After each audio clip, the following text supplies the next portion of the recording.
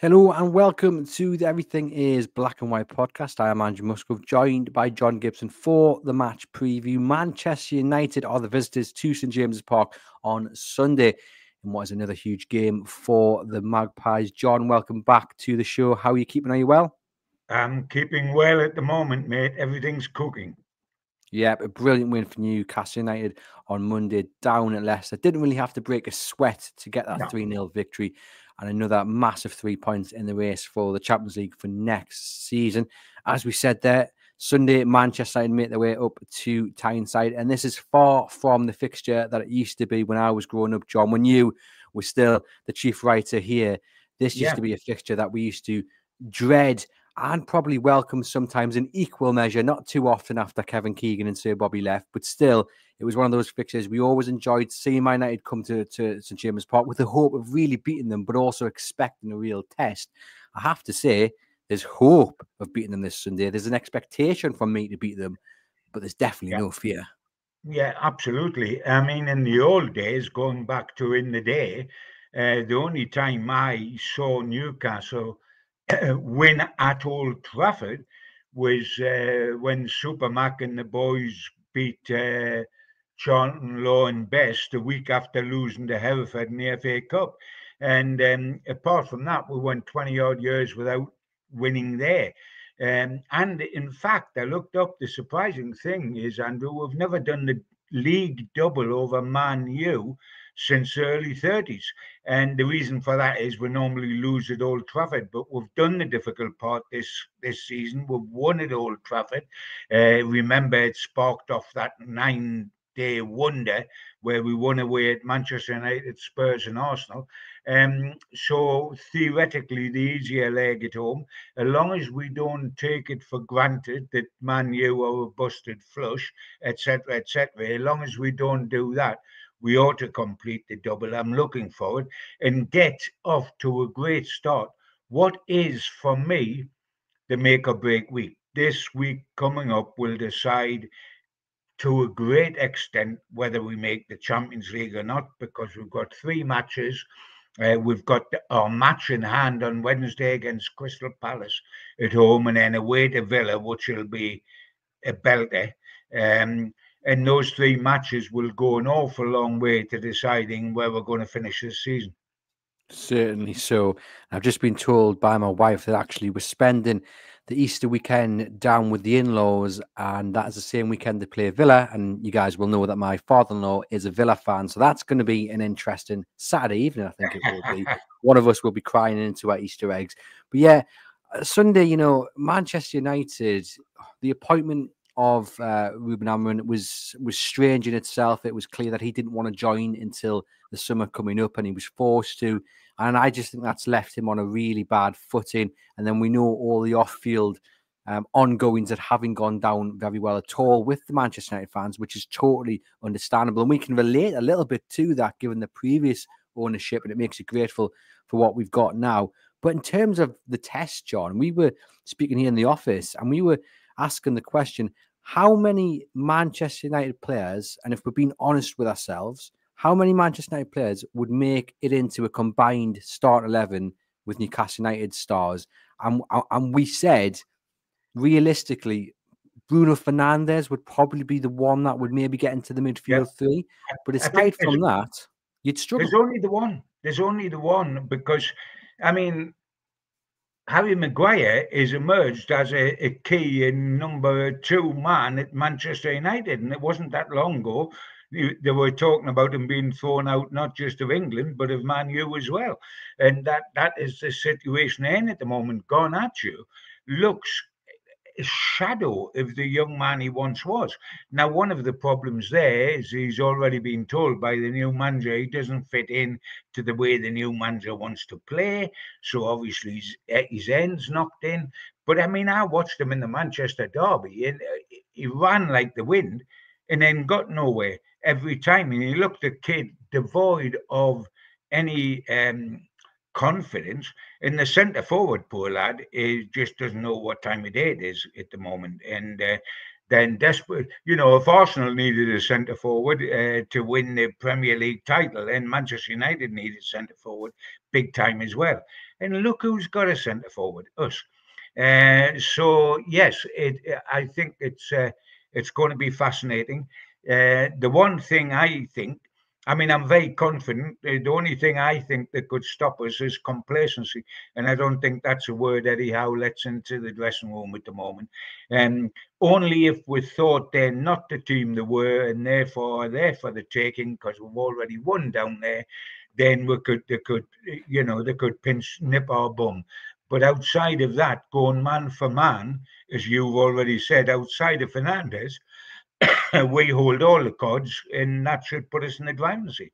And I think what gives me even more hope, John, is that we look at how Newcastle United did down at the King Power on Monday, far from their best performance, but they had so much energy left in the tank. I felt so many more levels to go, and yet they still won the game 3-0. But also something you mentioned there about not getting complacent and not underestimating the opposition because they're not as good as Newcastle United are.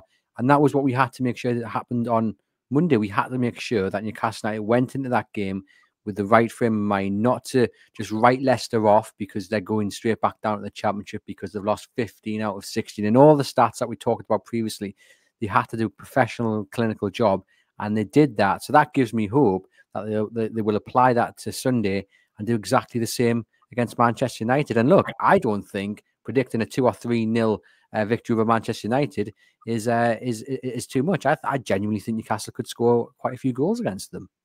Yeah, I mean, to be fair, Leicester City were awful. I mean, I don't think Newcastle even had to gird their loins about complacency down there. I mean, they are dreadful. They abuse the privilege of Southampton's supposed to be the worst side in the Premier League. Leicester off, give them a run for it. I mean, I actually got the score right in it off. 3-0, I said we'd win. And at half time, I thought I would never get the score right because I thought it'd be 6 when it was 3-0 at half time. But I mean, they were dreadful. Manchester United, however bad they are, will provide more backbone or more endeavour, even though it might not be enough, than Leicester will. There's no question about that. But I mean, have you seen a derby as puerile as the Manchester derby? I mean, the one thing the word derby normally guarantees is passion. There was no passion at all in that game. It was, I mean, I couldn't believe what I was watching. I was bored, shackless, and it seemed both sides were bored at the same time as well. Um, so yes, this is a different kettle of fish. Newcastle have got to make certain to go about the business and get off to a fast start as they did Leicester. I don't mean necessarily being 2 up in 10 minutes. That's asking an awful lot, but get off on the front foot and pin them back and make them know they're going to be in on a game and they're not going to like it. I think there's a need for us to do that. But quite frankly, Andrew, if I'm going to get worried, and I'm not, by the way, but if I was going to get worried, I'd be more worried about Crystal Palace next Wednesday than I would about Manchester United. Crystal Palace have hit form in the semi-final of the Cup. I think they will pose a bigger threat to us than Manchester United will, forgetting the name of the two clubs. If you took the name of the two clubs out, Manchester United have respect because of Manchester United. Take the name of the two clubs out, Palace are the better side than Manchester United. And not just the better side in terms of the form, I think the better side in terms of potentially the squad as well, because Man United's squad is not built for the way that the manager wants to play, and that's a real issue. And we'll talk about that more in the view from the opposition, which will come out on Friday morning. But the spirit and the mood within the camp, John. I mean, this seems like a really daft question to ask you, but I'm going to persevere anyway. Obviously, we've got Newcastle United flying high, cup win, 2 wins on the bounce after the cup win, looking for Champions League football. Everyone's feeling really good. You watch Manchester United's press conferences, the manager looks tired. He looks kind of lost, and he's starting to kind of throw his players under the bus a little bit as well. I mean, how much does that difference in mood, affect the outcome on Sunday? Oh, enormously. It affects the outcome of the rest of the season for Man U. I mean, they're down in 13th place with Spurs 14. I mean, can you believe how far those two mighty clubs, and I use mighty in quotes, have fallen off, the top four race, which is where they would normally expect to be. I mean, it's been ginormous. There's no question that the Manchester United board brought this guy in at the wrong time. He didn't want to be here. He knew that he's a stubborn man. He will only play one way. He won't compromise even a little bit. It's got to be his way or the highway. And the trouble is that there's not the players there to play the way he wants to play whatsoever. He knew that. That's why he didn't want to come to summer till he could change it all in the transfer market. But they wouldn't have it. And they're suffering as a consequence of it, because he insists on playing his way when he hasn't got the guys in the squad to play his way. That has depressed the players. A few of the players know that they're resting on their reputations, which are pretty short, and they're going to be got rid of in the summer, like Garnacho and quite a few more. He's already thrown out Rashford, etc., and Sancho. It's a mess there, and they're just tottering through to the end of the season, with the only bright hope for them is the possibility of continuing in Europe, and they've got that difficult game before they come to Newcastle on Sunday. So it is the right time to be playing them, without a shadow of doubt. And if the mood is set by the manager, and it is, I've just said, Andrew, isn't it a shock that Manchester United and Spurs in the table are where they are? You look at both the managers, and if you get your inspiration from the managers, Big Ange and the guy at Man U look absolutely depressed and shot and miserable, while if you look at Eddie Howe, he's bubbling, he's determined, he's bouncing around, he wants it to happen, he's saying the right things. The total difference, just look at the three managers and you know why Newcastle are fifth and the others are 13th and 14th. Yeah, 100% agree with you, and I feel sorry for him in many ways, but that doesn't No, affect how Andrew, well. don't get soft. Don't feel sorry for No, them. I know, but obviously I They've still want messed them. us. They've messed us about for years. 2 years ago, they done us at Wembley. Last season, they beat Man City in the League Cup final, which took our last place away in Europe. I don't feel sorry for them. I want them ground in the dust. No, I don't feel sorry for Manchester United. I love the fact that Manchester United are falling away, and we're not even talking about them being European contenders. I am all for that. I feel slightly sorry for him because he is at a crossroads. Either his reputation as this up-and-coming bright manager on the European stage is going to be dashed, or he's going to turn it around. And I have to be honest, I don't see him turning it around because because Manchester United can't afford the root and branch rebuild that they need next season, and that's going to impact him. But anyway, enough about them. We don't want to focus too much on him. But you did mention their game in Europe, which will take place on Thursday. They play Lyon, who are fifth in the French top flight. So that's not an easy game whatsoever.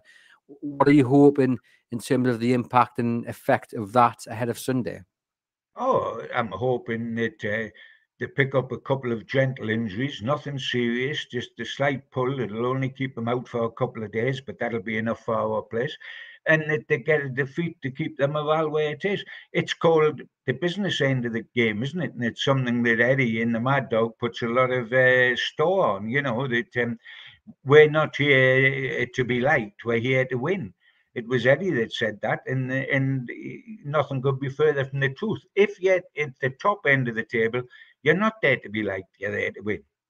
Yeah, indeed. I'm just looking at their starting 11 that they played against Manchester City, and we mentioned there really only Bruno Fernandes getting the side if you're building a combined starting 11. But I am loving the fact that it's going to be Harry Maguire trying to stop Alexander Isak. It's Onana in goal, who I think couldn't. It looks like he can't catch a cold. The midfield of Casemiro and Ugarte, you put them up against Joelinton, Bruno, and Tonali, and for me, there's only one team winning the battle there.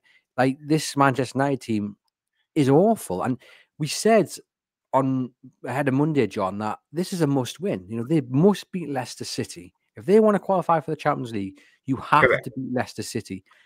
I would apply the same logic and the same statement to this game. If you want to qualify for the Champions League, you have to be beating Manchester United on Sunday. Well, remember, just after we won at Wembley, before we played another game in the league, Eddie Howe was asked how we approached the 10-game run-in, and he said, as far as he was concerned, it was 10 must-win games. Now, and well done him. And I was staggered, mind, because he may well say things like that in the dressing room, and he does, but he normally doesn't say them in public. And good for him, because he's normally a fence sitter, and as you know, the quotes are still, "This is a very difficult match." I mean, we're going down to Leicester, and he said, "This is a very difficult match." And I thought, don't make me smile. I've got a split lip. It'll hurt. I mean, this is the sort of match you want. No, it won't be a difficult match. Leicester away, they're awful. And neither will Southampton away. I tell you what, Ipswich up here will be a stiffer test than Leicester away. But I know where he's coming from. It's not a criticism. He's got to keep the boat level. But he said, we've got to just keep winning. Because, yes, it's good news that now England will have 5 in the Champions League next season, because that gives us one extra place. And if we stay where we are now, we qualify for the Champions League. We're 5th. But there's a lot of thundering hoofs behind us, by the way, and not least being Aston Villa, etc. So, in Man City on top of it. So we're not even sure to be 5th yet. We've got to go out and earn it.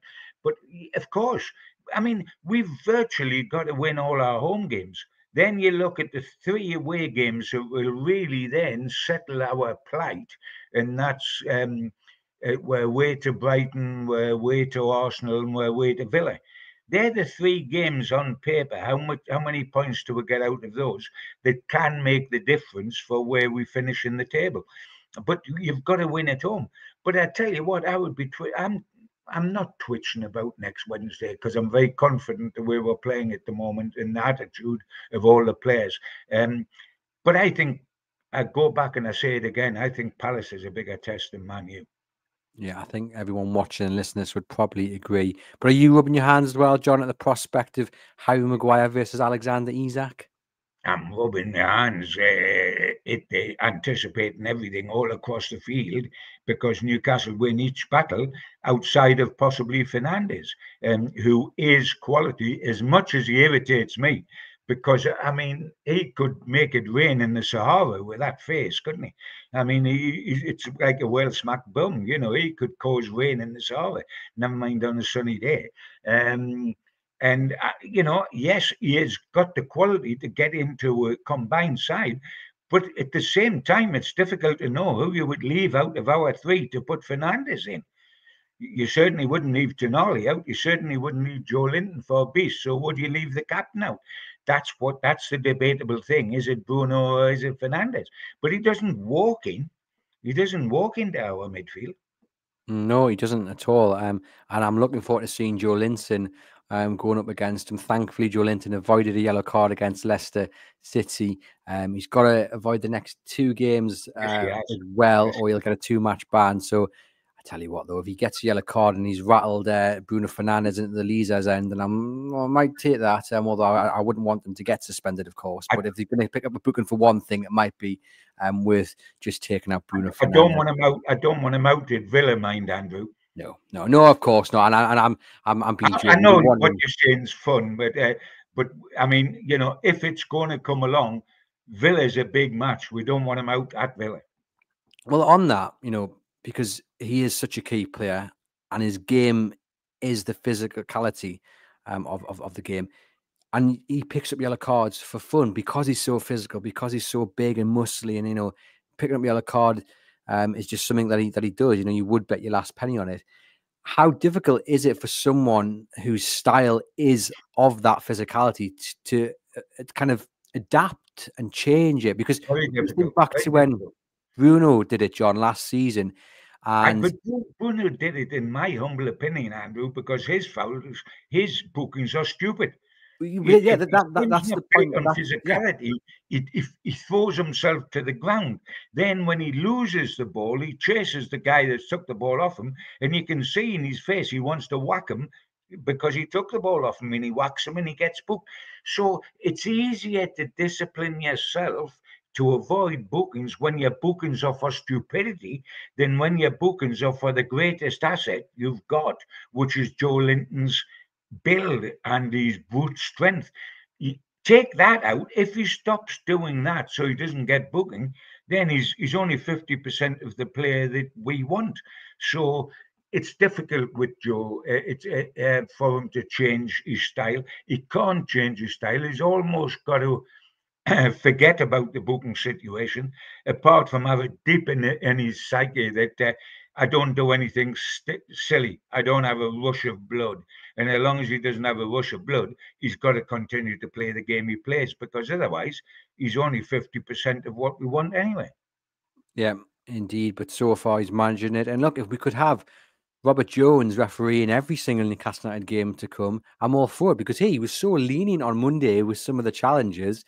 It was great to see. I thought that was one of the best refereeing performances we've seen in a long time, just to let the game flow and no need to quick get the yellow cards out. Because there was one moment Joe Linton, he caught one of the midfielders and you could see instantly kind of jumps back and said, oh, and nothing was given. It wasn't actually foul on reflection, but you can see, I think he's thinking about it. But yeah, Robert Jones, as performance on Monday, I thought it was refreshing to see, John. In terms of Newcastle United start 11, obviously there was fears that Alexander Isak might not be available against Leicester. He played. He didn't quite look himself. He did go off for Wilson in the end, but he'll be fit for Sunday. And these are the kind of games where he really shows what he's all about. He loves these sort of games. And we know Manchester United aren't the threat they once were. They're not challenging for Europe. They're not challenging for the title. But in terms of the name and reputation of the club, and it's on the telly, in front of the world's audience, I think these are the kind of games that, Isak loves to really showcase what he's all about. I hope so. And he normally does. I've had a little bit of an uneasy feeling about him. He's started games recently, but that's because he almost has to, Andrew. Unless his leg falls off, he's almost got to, because we haven't got adequate cover for him. He's absolutely key to us. He'll occupy the two centre halves whether he's playing well or not, because they're terrified to death of a player of his quality. But he hasn't been anywhere near 100% sharp. He might be fit in terms of being able to get out there, but he hasn't been sharp. And you've got to hope these extra days of training that he goes in and he's sharper than he has been. But he'll occupy the two centre halves anyway. And the good thing, I think, Andrew, is that, in the past and even now, wingers are mainly judged on assists. That's the main job. They are the outriders who assist the centre forward, your main goal scorer, to get goals. But all of a sudden, Newcastle wingers are scoring goals. Murphy's got 7 this season. Barnes has got 6. And Gordon's got 6. So, the 3 wingers for 2 positions are scoring goals, which is terrific.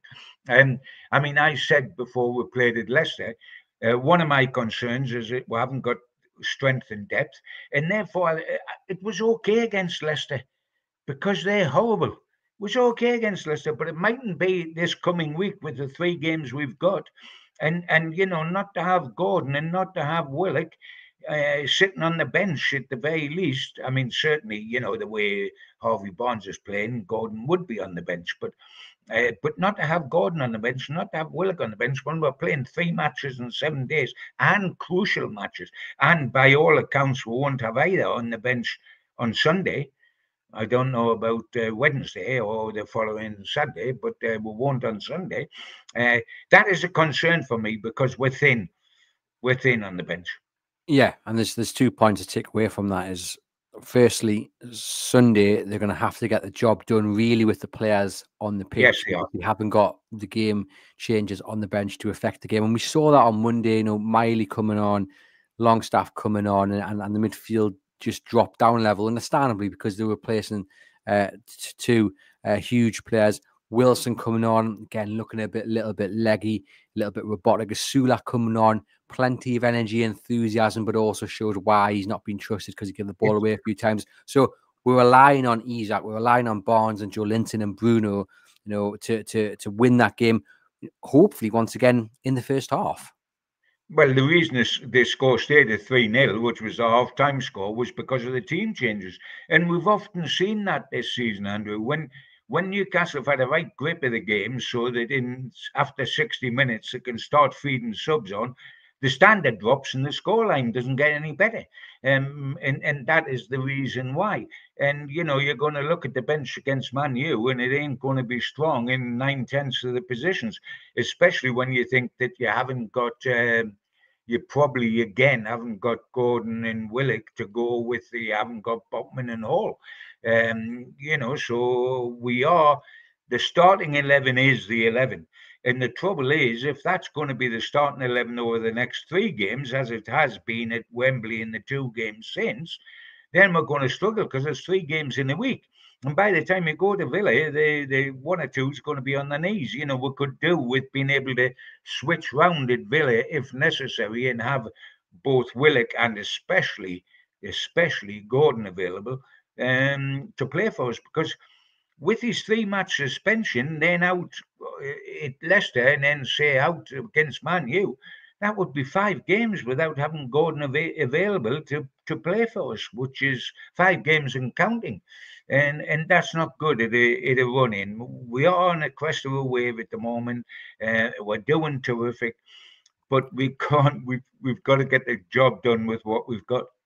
Yeah, I'm hopeful, especially for Villa, that Gordon and Willock will be back and fighting fit for those games. Willock will be. We've got to hope Gordon's back, Andrew, haven't we?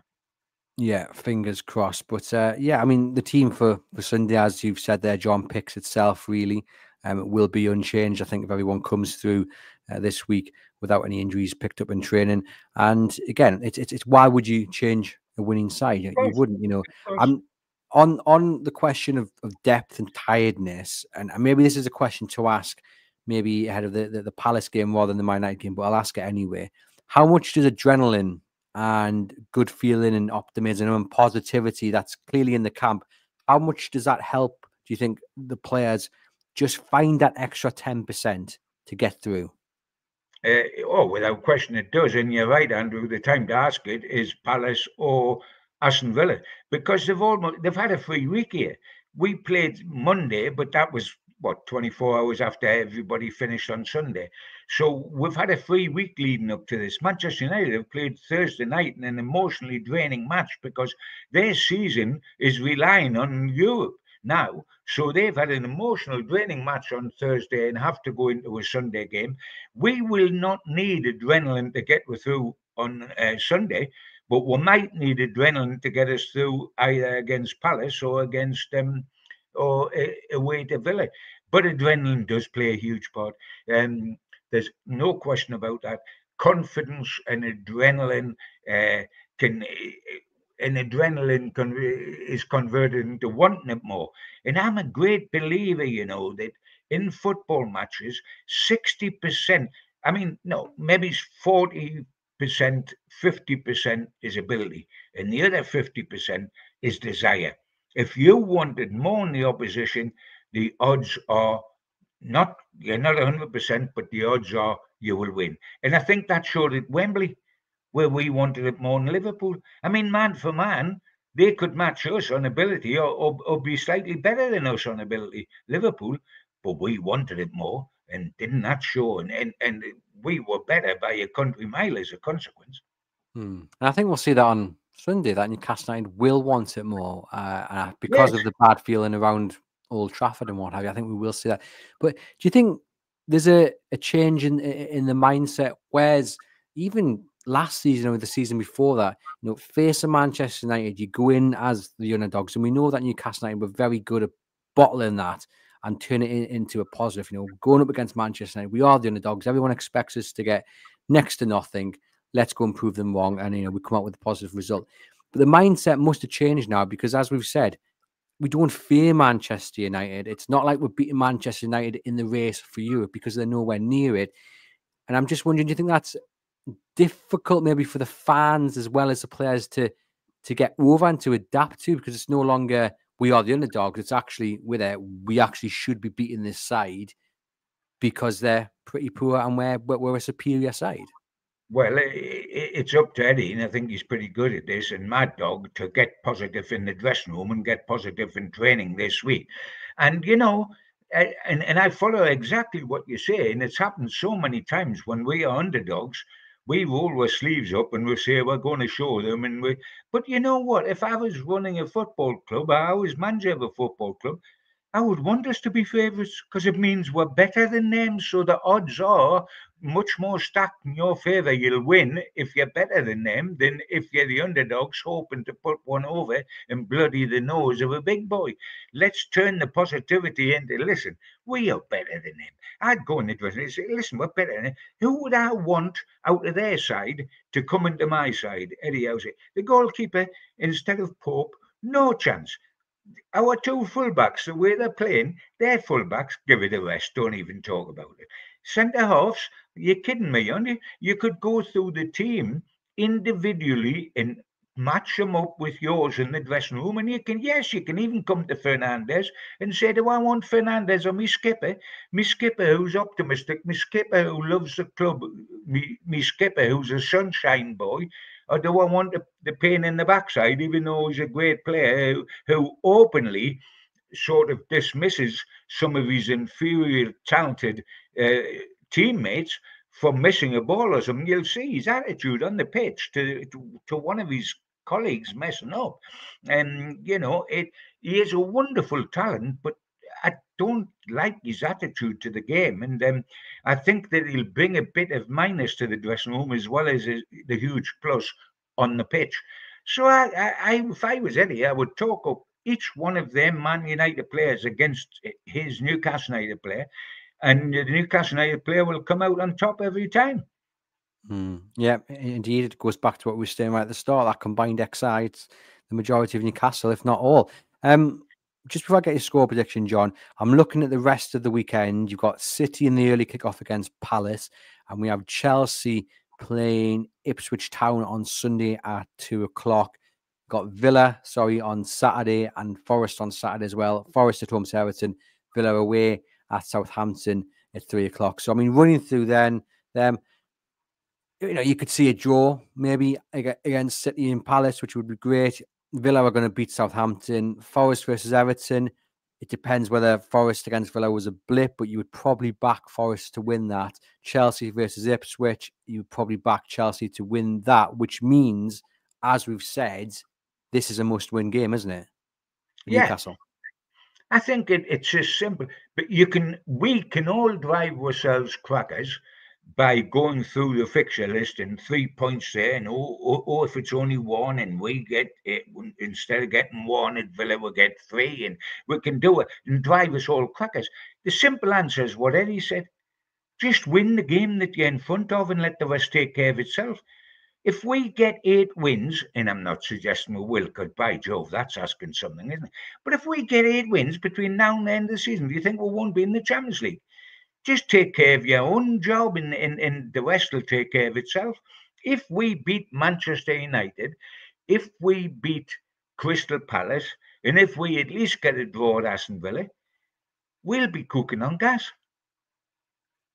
Yep, can't argue with that. And it is that simple. Just concentrate on yourselves. I think Eddie House said it as well, that he's not looking at other results or performances. No. Can't exactly remember what he said, but he said he's not concentrating essentially on other sides. It's all about what Newcastle United can do. Before I get your score prediction, then John, just remind everybody this episode is sponsored by NordVPN. Do click the link in your podcast description box. Protect yourself and your devices. One subscription can be used on up to 10 devices, and you're helping support the podcast as well. And we're going to announce the winner of our competition. It is for the commentary chart from Wembley. Clive Tilsley's commentary chart, his research notes, all nicely framed up. And the winner is, we had loads of entries. Thank you so much for coming and taking part. The answer, because I asked you to tell me who was number 78 in the squad for Newcastle United, because he made it onto the bench, and the answer was Sean Neve. And I've put the names through a random generator, and the winner is Darren. So Darren Lee, congratulations on winning that. I'll drop you an email and we'll get your prize in the post to you. Thank you to everyone who's taken part in the competition. There'll be plenty more competitions coming down the road, so do keep an eye out for those. Right, John, prediction. How's it going to go? Newcastle are going to win. Yeah. I wouldn't say anything else, but I actually mean it, because I think they are going to win. what the score is, I wouldn't say it automatically doesn't matter, because you never know. It could all come down to goal difference in the end. Not that I want it to be that tight. And while you could see Newcastle absolutely running away with it, I'm just going to go for a modest 2-0. Okay. Well, I'm going to go for victory, and I'm going to go for a 4-1 victory. I'm feeling confident, super duper confident. And I go back to what I said. Newcastle United must win this game. They should win this game. They will win this game. And we're going to be looking forward to that Crystal Palace game with 3 Premier League wins in a row. Fingers crossed, John, we are correct with our predictions. We don't care what the score is as long as Newcastle United. Hey, just win, baby, and we're cooking. If we win, then, as Eddie says, must win. We win. We earn the Champions League. Week by week, week by week. Thank you very much, John, for popping on to the show. Thank you to you guys watching and listening. It's been a pleasure, as always. And for myself and John, we will see you next Tuesday, because it'll be an additional match preview ahead of that Crystal Palace game. So look out for that. And fingers crossed, it's a victory on Sunday against Manchester United. See you guys later.